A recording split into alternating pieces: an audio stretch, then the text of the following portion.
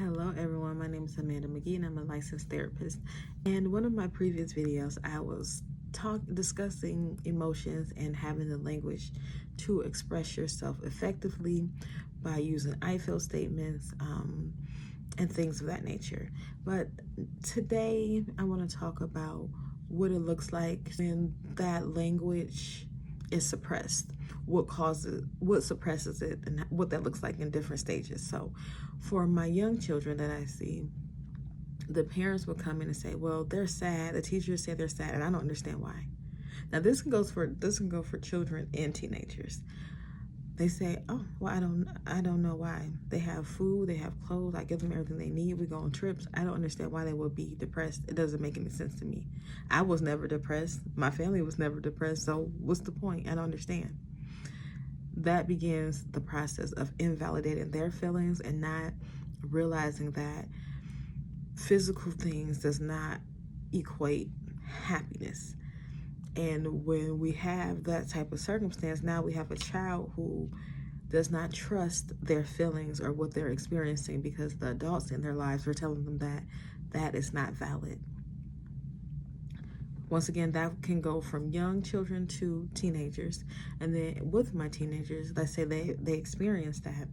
And as they enter their teen years, they want to express themselves to their parents, but they can't because their parents never validated how they felt as children. So I have parents come in and say, well, they won't talk to me. And a teenager telling me, well, when I try to tell them how I feel, I get lectured. They tell me that I don't have a reason to feel this way. And I just don't want to talk to them about it because I don't trust them with my emotions. I don't trust them with who I am. Then we transition into adulthood.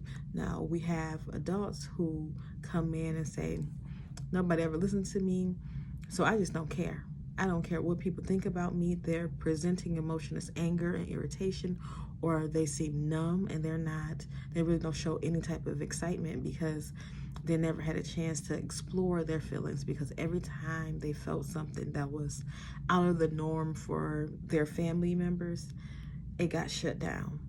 And now they are walking around with this emotion presenting as anger and numbness because they don't know how to navigate their feelings because they never had the opportunity to do so.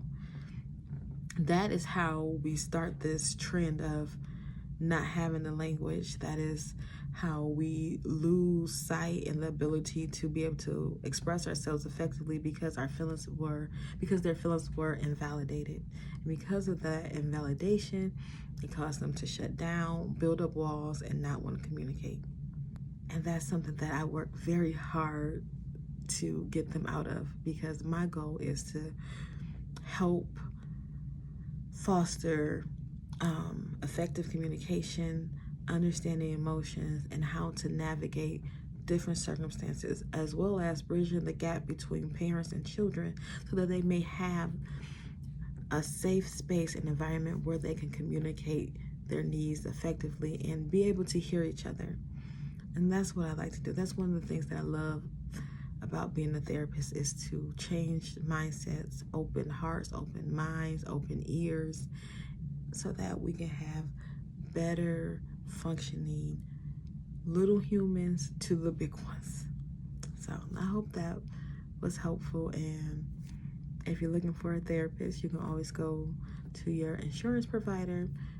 You can also go to your state's website where you can find community mental health places. They typically have one listed if you look it up, as well as Psychology Today. So I hope you all have the most amazing day. Y'all have a good one.